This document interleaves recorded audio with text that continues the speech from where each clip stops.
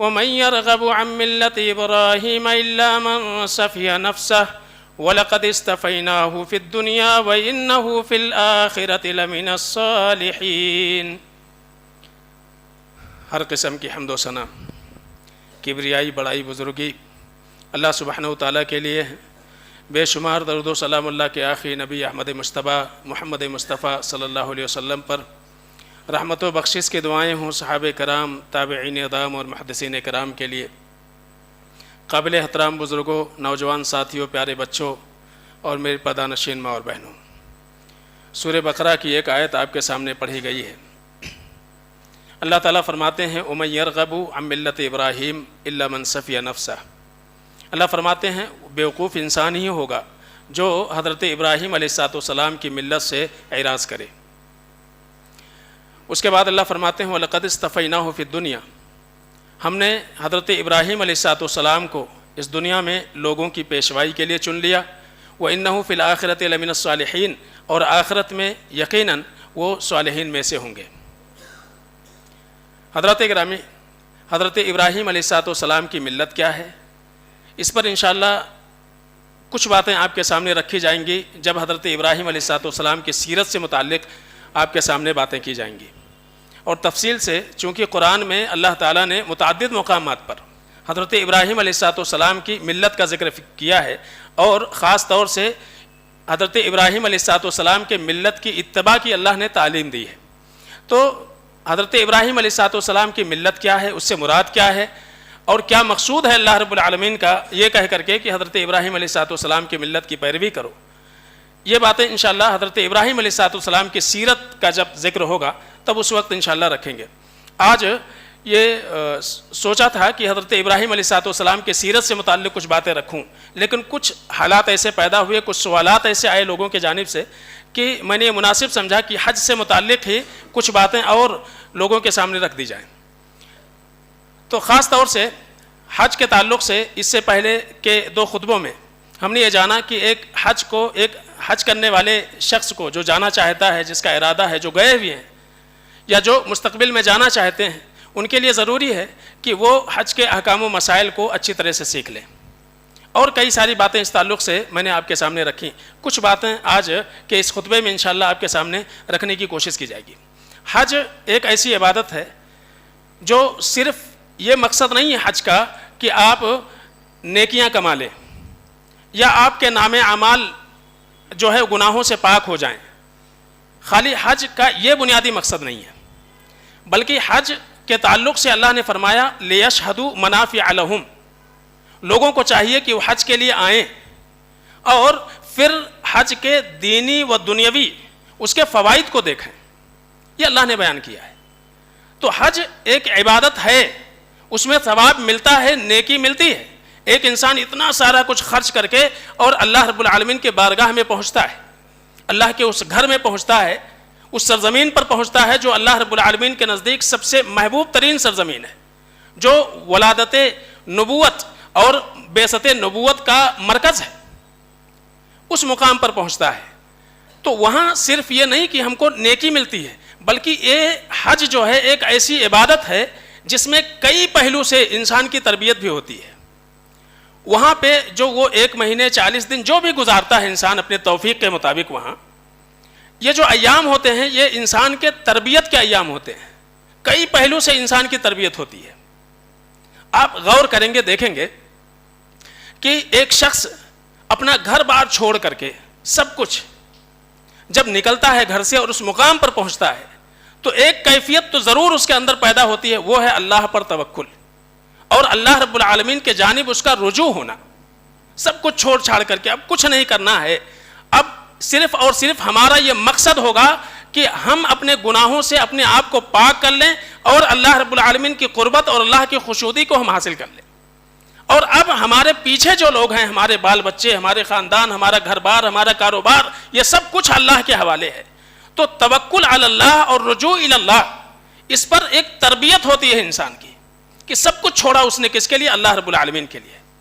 تو ایک بنیادی تربیت اور ایک بنیادی جذبہ جو انسان کے اندر ابتداءً جب اپنے گھر بار کو چھوڑ کر کے نکلتا ہے تو یہ اس اعتبار سے اس کی ٹریننگ ہوتی ہے اس کے نفس میں، اس کے دل میں یہ پیدا ہوتا ہے کہ اب جو کچھ ہمارے پیچھے ہے بس وہ اللہ کے حوالے ہے. تو توکل علی اللہ اور خاص طور سے رجوع الی اللہ، یہ جذبہ انسان کے اندر پیدا ہوتا ہے. دوسری چیز آپ دیکھیں گے کہ مختلف ملکوں سے، مختلف رنگوں کے لوگ، مختلف زبانیں بولنے والے لوگ، وہ سارے کے سارے دنیا کے ہر کونے سے اس گھر کے لیے نکلتے ہیں، رخت سفر مارتے ہیں، لیکن میقات پر پہنچ کر کے ہر انسان اپنا قومی لباس اتار کر کے ایک فقیرانہ لباس زیب تن کرتا ہے. وہ بادشاہ ہو، وہ فقیر ہو، وہ غنی ہو، وہ امیر ہو، وہ مالدار ہو، وہ کسی بھی خاندان سے اس کا تعلق ہو، ہر ایک انسان ایک ہی لباس سفید وہ زیب تن کرتا ہے. یہ بتاتا ہے کہ یہاں اللہ کی بارگاہ میں پہنچ کر کے اب کوئی بڑا نہیں، کوئی چھوٹا نہیں، کوئی امیر نہیں، کوئی غریب نہیں، سارے کے سارے اللہ رب العالمین کے محتاج ہیں. کوئی اپنے گھر میں کتنا قیمتی لباس پہنتا ہوگا، کس انداز میں وہ اپنے گھر میں رہتا ہوگا، کیا کھاتا ہوگا، کیا پیتا ہوگا، وہ سب چھوڑو، اب یہاں جو ملے گا کھانا وہی ہے. جیسے اللہ کے رسول صلی اللہ علیہ وسلم نے تعلیم دی، جہاں جہاں تم نے رات گزارنی ہے تو رات گزارنی ہے، وہاں وہاں وقت گزارنا ہے. تو ہر انسان مختلف زبانیں بولنے والا، مختلف ملکوں سے تعلق رکھنے والا، مختلف نسلوں اور خاندانوں سے تعلق رکھنے والا، ہر انسان ایک ہی لباس زیب تن کر کے یہ بتاتا ہے کہ اسلام ہم کو مساوات کی تعلیم دیتا ہے. سارے لوگ اللہ رب العالمین کی نگاہ میں برابر ہیں. کوئی بھی انسان قومیت کی بنیاد پر، رنگ و نسل کی بنیاد پر، خاندان کے بنیاد پر کسی کو کسی پر کوئی فضیلت حاصل نہیں ہے. یہاں بادشاہ ہو، یہاں فقیر ہو، یہاں امیر ہو، غریب ہو، ہر ایک صف میں ایک طرح کا لباس پہن کر کے ایک طرح کا ترانہ گنگناتے ہوئے اللہ رب العالمین کو راضی کرنے کی کوشش کرتا ہے. یہ مساوات اور اتفاق و اتحاد کی تعلیم ہوتی ہے انسان کی. ہر وقت پورے حج میں، پورے عمرہ میں انسان کو تربیت دی جاتی ہے کہ سارے لوگ ایک ہیں، کوئی کسی سے بڑا نہیں، کوئی چھوٹا نہیں. اگر اللہ کی نگاہ میں کسی کو عظمت حاصل ہوگی، کوئی بڑا ہوگا تو وہ انسان تقوی کی بنیاد پر ہوگا، اپنی نیکی اور پرہیزگاری کی بنیاد پر ہوگا. تو مساوات کی تعلیم ملتی ہے. پھر حج میں جو ارکان ہم ادا کرتے ہیں، تلبیہ سے لے کر کے اور وہ دعائیں جن کی اللہ کے رسول صلی اللہ علیہ وسلم نے مختلف مواقع پر تعلیم دی ہے، اگر ان دعاؤں پر غور کریں تو ایک چیز کا پیغام ملتا ہے. ہر دعا میں اللہ رب العالمین کی بڑائی، اللہ رب العالمین کی حمد و ثنا، اللہ رب العالمین کی تقدیس و تحلیل، یہی چیزیں ہم کو نظر آئیں گی.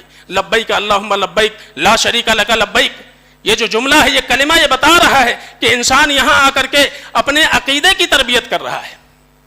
انسان کا عقیدہ توحید ہو جائے، انسان کا عقیدہ درست ہو جائے، وہاں صرف اللہ کی بڑائی، نہ کوئی غوث اعظم ہے اللہ کے علاوہ، نہ کوئی مشکل کشا ہے، نہ کوئی حاجت روا ہے، صرف اور صرف ہر موقع پر لا الہ الا اللہ وحدہ لا شریک لہ لہ الملک و لہ الحمد وہو علی کل شیء قدیر. یہ جو دعائیں ہیں، جن دعاؤں کی اللہ کے رسول صلی اللہ علیہ وسلم نے تعلیم دی ہے، ان پر غور کریں گے تو ایک انسان کی وہ جو ایام گزرتے ہیں، ان ایام میں اس کے توحید کی تعلیم ہوتی ہے، اس کے عقیدے کی تعلیم ہوتی ہے کہ انسان اگر کسی کا محتاج ہو سکتا ہے، کسی کے در پہ اس کا سر جھک سکتا ہے تو صرف اللہ رب العالمین ہے.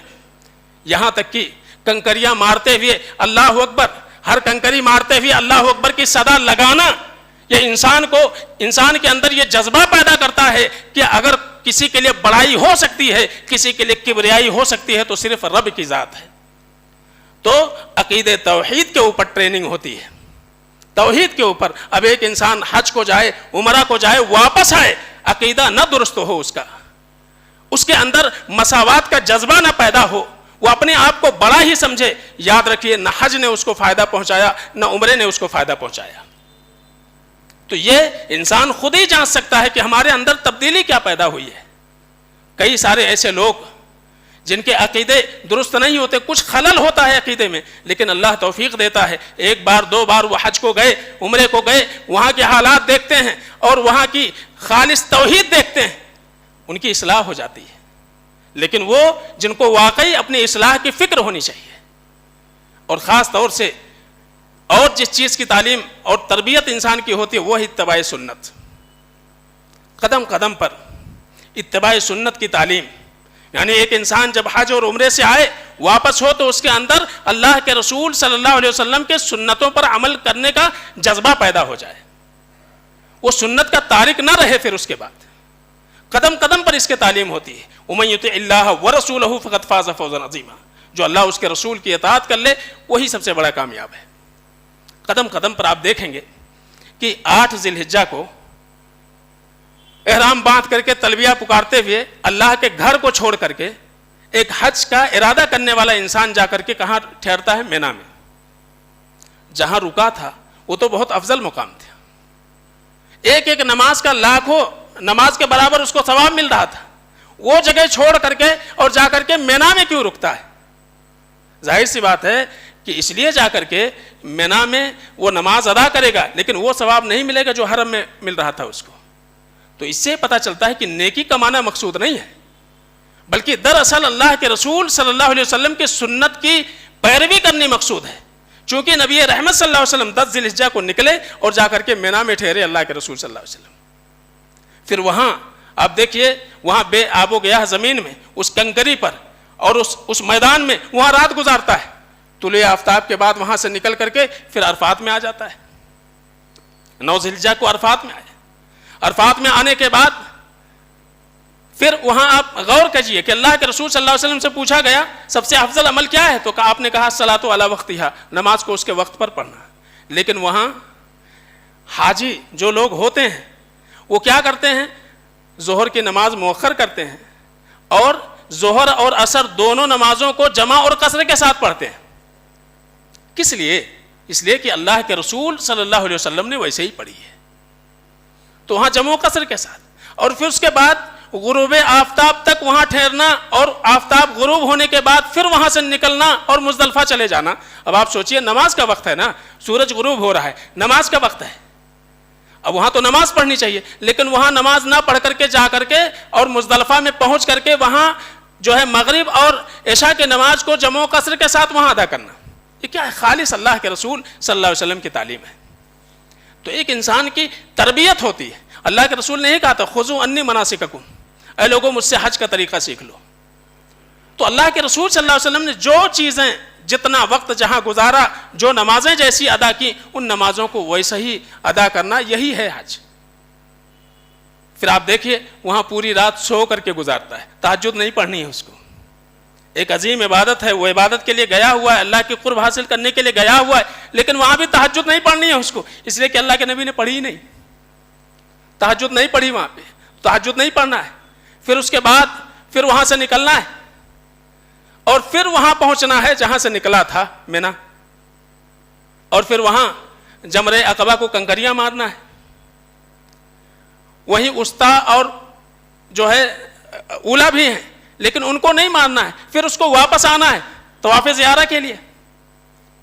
تو آپ سوچئے کہ پھر اس کے بعد دوسرے تیسرے دن جا کر کے باقی جمرات کو کنکریاں مارنی, یہ سب کیا ہے؟ یہ سب یہ ہے کہ یہ تعلیم دیا جا رہا ہے کہ محمد رسول اللہ صلی اللہ علیہ وسلم کی اتباع پیروی ہر قدم پر ضروری ہے. اس کے بغیر انسان کا کوئی بھی عمل قابل قبول نہیں ہو سکتا ہے. تو ایک حاجی کے لیے, ایک عمرہ کرنے والے کے لیے خالص اس کا پورا یہ عمل بتا رہا ہے کہ اب تو تیری مرضی کا مالک نہیں, تو نے احرام باندھ لیا, اب تیرا حج یا عمرہ مکمل ہونے تک اب تجھے وہی کچھ کرنا ہے جو محمد رسول اللہ صلی اللہ علیہ وسلم کی تعلیم ہے, جو آپ نے کیا ہوا ہے وہی کچھ کرنا ہے. حضرت عمر بن خطاب رضی اللہ تعالیٰ عنہ, مشہور بات ہے, آپ حجر اسود کو بوسہ دے رہے ہیں, کیا کہہ رہے ہیں؟ مجھ کو معلوم ہے تو پتھر ہے, نہ فائدہ پہنچا سکتا نہ نقصان. اگر میرے نبی نے نہ چوما ہوتا تو میں نہیں چومتا تھا. یہ بتا رہے ہیں کہ صحابہ کرام رضوان اللہ علیہم اجمعین سنت کے تعلق سے کتنے حریص تھے. رمل کر رہے ہیں, طواف میں رمل کر رہے ہیں, رمل کے 3 چکر کر رہے ہیں. حضرت عمر بن خطاب رضی اللہ تعالیٰ کہہ رہے ہیں کہ اللہ تعالیٰ نے جو رمل کا حکم دیا تھا وہ تو مشرکین کو دکھانے کے لیے دیا تھا, تاکہ وہ ان کو محسوس ہو کہ مسلمان کمزور نہیں ہوا ہے. لیکن اب تو اللہ تعالیٰ نے ان کو ہلاک کر دیا, اب یہاں کوئی مشرک ہی نہیں ہے. لیکن میں رمل پھر بھی نہیں چھوڑوں گا, کیونکہ محمد رسول اللہ صلی اللہ علیہ وسلم کی سنت یہی تھی. تو وجہ ختم ہو گئی, لیکن وہ عمل برقرار ہے. صحابہ رسول کہہ رہے ہیں کہ میں اس کو چھوڑنے کو تیار نہیں ہوں، اس لیے کہ محمد رسول اللہ صلی اللہ علیہ وسلم نے اس کو چھوڑا نہیں، کیا ہوا ہے۔ تو حج کے جتنے بھی ارکان ہیں، جتنے بھی شعائر ہیں، عمرے کے جو بھی اعمال ہیں، اگر اس پر غور کریں گے تو قدم قدم پر ایک حج کرنے والے، عمرہ کرنے والے کو کے اندر یہ جذبہ پیدا کیا جا رہا ہے کہ تیری زندگی یہ سنت رسول کے تابع ہے، اور تو اللہ اور رسول کا غلام ہے، تجھے وہی کرنی ہے جو اللہ اس کے رسول نے تعلیم دی ہوئی ہے، اپنی مرضی سے کچھ نہیں کر سکتا۔ تو اتباع سنت کی ہم کو تعلیم ملتی ہے، اسی لیے اللہ نے فرمایا لیشہدوا منافع لہم، لوگوں کو جانا چاہیے، دیکھنا چاہیے کہ دینی دنیاوی اعتبار سے کتنے سارے فوائد ہیں۔ خاص طور سے حج میں جانے والے لوگ ایک غلطی کرتے ہیں عمومی طور سے، اللہ کے رسول صلی اللہ علیہ وسلم کی قبر کو روضہ شریف کہتے ہیں، حالانکہ وہ روضہ نہیں ہے، بلکہ ہم جانتے ہیں کہ اللہ کے رسول صلی اللہ علیہ وسلم کی تدفین اما عائشہ رضی اللہ تعالیٰ عنہ کے حجرے میں ہوئی ہے، تو حجرہ شریفہ تو ہو سکتا ہے لیکن روضہ شریفہ نہیں ہو سکتا ہے،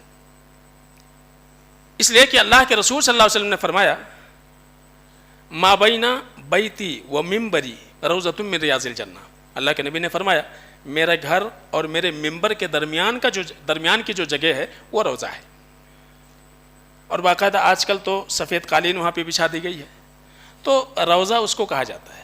دوسری چیز، جمرات کو لوگ عام طور سے شیطان سمجھتے ہیں، جمرات کو شیطان سمجھتے ہیں، اور جب کنکریاں مارتے ہیں تو لوگوں کو لگتا ہے کہ واقعی شیطان کو مار رہے ہیں، حالانکہ ایسا کوئی ثبوت نہیں ہے قرآن و سنت میں جس سے یہ ثابت ہو۔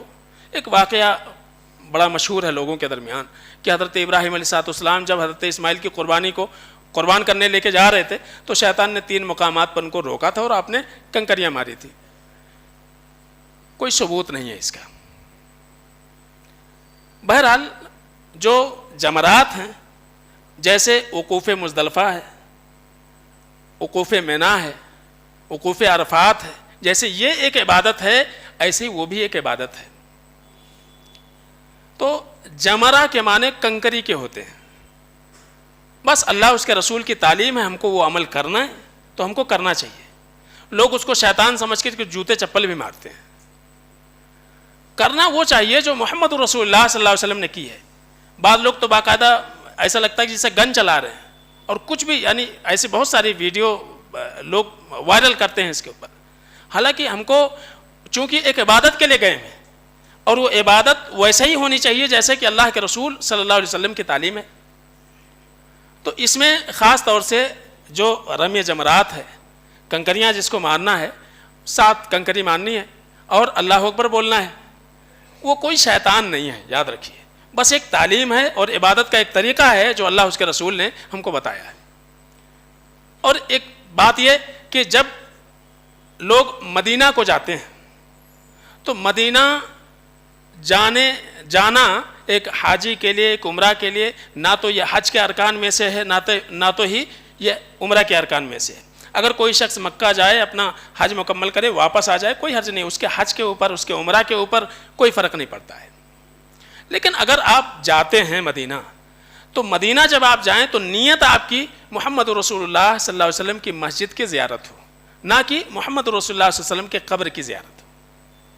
نیت ہماری ہونی چاہیے اللہ کے رسول صلی اللہ علیہ وسلم کی مسجد کی زیارت، مسجد نبی کی زیارت، اس لیے کہ اللہ کے رسول صلی اللہ علیہ وسلم نے فرمایا کہ 3 مسجدوں کے علاوہ ثواب کی نیت سے کسی اور طرف رخت سفر باندھنا جائز نہیں ہے، خود اللہ کے نبی علیہ وسلم نے بیان کر دیا۔ تو ایک حاجی یا ایک عمرہ کرنے والا جب بھی مدینہ جائے تو اس کی نیت ہو کہ وہ مسجد نبی جائے گا، مسجد نبی جائے گا، وہاں جائیں، تحیۃ المسجد پڑھیں، اور اس کے بعد جو اللہ کے رسول صلی اللہ علیہ وسلم کی قبر ہے وہاں آئیں اور درود و سلام پڑھیں، وہاں کوئی شرک نہ ہو، کوئی الفاظ ایسے نہ ہو جو شرکیاں ہوں، کچھ ایسے کام نہ کریں جو سنت کے خلاف ہو، بس جو درود و سلام کی تعلیم ہے درود و سلام پڑھیں۔ اور خاص طور سے ایک چیز جیسے میں نے کہا اتباع سنت کی بات ہے، آج کل ایک ویڈیو 1-2 دن میں بہت وائرل ہو رہی ہے، وہ یہ ہے کہ ایک صاحب جو ہے باقاعدہ اسپرے لیے ہوئے ہیں، پانی جس میں ہے، جیسے حجام کے یہاں نا بال بھگانے کے لیے وہ اسپرے کرتا ہے، تو ان کا کہنا یہ ہے کہ ایک شخص جو حرم میں ہے موجود ہے، اب بہت بھیڑ زیادہ ہوتی ہے حج میں عمرے میں، اب انسان عبادت کے لیے گیا ہوا ہے، اب اس کا وضو ٹوٹ جائے تو کیا کرے؟ اب وہ باہر نکلے گا، طہارت خانے کو جائے گا، وضو کرے گا اور واپس آئے گا۔ تو انہوں نے ایک شارٹ طریقہ بتایا، انہوں نے کہا کہ بھائی اسپرے آپ کے پاس، آپ اپنا کپڑا وغیرہ بچھا لو اور چہرے پہ اسپرے کر لو، چہرہ دھلنا ہو گیا، ہاتھ پہ اسپرے کر لو، ہاتھ دھلنا ہو گیا، پیر پہ اسپرے کر لو، پیر دھلنا ہو گیا، اور ہاتھ پہ اسپرے کر کے مسح کر لو، سر کا کان کا وضو ہو گیا۔ کلی نہیں کرنی ہے، ناک نہیں صاف کرنا ہے، تو آپ کو اٹھ کے جانا نہیں ہے، اور آپ جو ہے بیٹھے بیٹھے اپنا وضو مکمل کر لیں۔ کیوں؟ قرآن میں اللہ نے فرمایا فَاغْسِلُوا وُجُوهَكُمْ وَأَيْدِيَكُمْ إِلَى الْمَرَافِقِ وَامْسَحُوا بِرُؤُوسِكُمْ وَأَرْجُلَكُمْ إِلَى الْكَعْبَيْنِ۔ تو فقہا نے کیا کیا کہ وضو ہو، نماز ہو، جو مسائل ہیں نا اس کو سنن اور فرائض میں تقسیم کر دیا۔ اللہ تعالیٰ نے قرآن عزیز کے اندر جو احکامات ہیں اس کو مجمل طریقے سے بیان کیا ہے، وہ وضو کا تفصیلی طریقہ نہیں ہے جو قرآن میں ذکر ہوا ہے۔ قرآن میں صرف چہرہ دھلنا، ہاتھ دھلنا، سر کا مسح کرنا اور پیر کا مسح کرنا، وَامْسَحُوا بِأَرْجُلَكُمْ إِلَى الْكَعْبَيْنِ ہے۔ جیسے کہ شیعہ حضرات یہ کہتے ہیں کہ پیر کو بھی مسح کیا جائے گا، دھلا نہیں جائے گا۔ تو سوال یہ ہے کہ کیا ایسا وضو کر لینا جس میں کلی کرنا نہ ہو، ناک صاف کرنا نہ ہو، وضو ہوتا ہے کیا؟ اللہ کے رسول صلی اللہ علیہ وسلم قرآن عزیز کی تفسیر کے لیے آئے ہوئے تھے، اسی لیے اللہ نے فرمایا ثم ان علینا بیانہ فَإِذَا قَرَأْنَاهُ فَاتَّبِعْ قُرْآنَ۔ اے نبی جب ہم آپ کو قرآن پڑھائیں تو آپ پیچھے پیچھے اس کو پڑھیے، اور جب یہ پڑھنا ہو جائے تو ثم ان علینا بیانہ، قرآن کے احکام، اس کے مسائل، اس کی تفصیل، یہ بھی ہماری ذمہ داری ہے، ہم آپ کے قلب اطہر تک پہنچائیں گے۔ تو اللہ کے رسول صلی اللہ علیہ وسلم قرآن میں جو اجمالی احکام تھے اس کو تفصیلی طور سے بیان کیا، تو انہی میں سے کیا ہے؟ وضو کے احکام ہے۔ اسی لیے شیخ ابن عثیمین، شیخ صالح الفوزان اور سعودی افتاء کمیٹی اللجنہ الدائمہ، انہوں نے صاف طور سے یہ کہا ہے کہ اگر کوئی شخص وضو کرتے ہوئے کلی نہ کرے، ناک میں پانی نہ ڈالے، اس کا وضو صحیح نہیں ہے، اس کا وضو بالکل صحیح نہیں ہے۔ اور اہل علم نے خاص طور سے بات ذکر کی، ابن قدامہ رحمۃ اللہ علیہ کہتے ہیں کہ جتنے بھی صحابہ نے محمد رسول اللہ صلی اللہ علیہ وسلم کے طریقے وضو کو بیان کیا ہے، ان سب نے کلی کرنا اور ناک میں پانی ڈالنا اس کو بیان کیا ہے، کسی نے چھوڑا نہیں ہے، اور اللہ کے رسول صلی اللہ علیہ وسلم سے کہیں ان دونوں کا چھوڑنا بھی ذکر نہیں ہے۔ اور اہل علم کہتے ہیں چونکہ چہرے میں ناک اور منہ دونوں شامل ہے، لہذا چہرہ دھلنا اسی وقت مانا جائے گا جب جو ہے ناک میں پانی ڈالیں اور کلی بھی کریں۔ لہذا اس طرح کے وائرل ویڈیو پہ، آئیڈیو پہ دھیان دینے کی ضرورت نہیں ہے۔ ہم محمد رسول اللہ صلی اللہ علیہ وسلم کے سنت کے تابع ہیں۔ آپ کی نمازیں کیسی تھیں، آپ کے وضو کیسے تھے، آپ کے طہارت کے احکامات اور مسائل کیسے آپ نے بیان کیے ہیں، ہم اس چیز کے تابع ہیں۔ قرآن اللہ کی کتاب ہے، محمد رسول اللہ صلی اللہ علیہ وسلم اس کی تفسیر اور اس کی توضیح وہ بیان کرنے آئے تھے، اور نہ صرف بیان کیا، اس کے اوپر عمل کر کے بھی دکھایا، اور صحابہ نے وضو کا وہ طریقہ بیان کیا جو محمد رسول اللہ صلی اللہ علیہ وسلم نے کیا ہے۔ لہذا ان ایسی چیزوں کے اوپر ہم کو دھیان دینے کی ضرورت نہیں ہے، ہمیں محمد رسول اللہ صلی اللہ علیہ وسلم کا طریقہ ہر معاملے میں تلاش کرنے کی ضرورت ہے، اس لیے کہ نبی رحمت صلی اللہ علیہ وسلم کو ہی ہمارے لیے اسوہ اور آئیڈیل قرار دیا گیا ہے۔ تو یہ چند باتیں تھیں جو حج سے متعلق تھیں۔ انشاءاللہ پھر اس کے بعد کچھ باتیں حضرت ابراہیم علیہ السلام کے سیرت سے متعلق آپ کے سامنے رکھی جائیں گی۔ اللہ سے دعا ہے کہ الہ العالمین ہم سب کو جو کچھ ہم نے سنا، الہ العالمین اس کو اپنی زندگی میں نافذ کرنے کی توفیق عطا فرمائے، تا زندگی الہ العالمین ہر عبادت کو، ہر عمل کو محمد رسول صلی اللہ علیہ وسلم اور اللہ کے رسول صلی اللہ علیہ وسلم کے سنت اور آپ کی محبت میں الہ العالمین ادا کرنے کی توفیق عطا فرمائے۔ جب تک اس دنیا میں رہیں الہ العالمین ایمان اور توحید پر رہنے کی توفیق عطا فرما، جو ہمارا خاتمہ ایمان اور توحید پر ہو۔ بارک اللہ لنا ولکم فی القرآن الحکیم ونفعنا وإياکم بآیات الذکر الحکیم، انہ تعالی جواد کریم ملک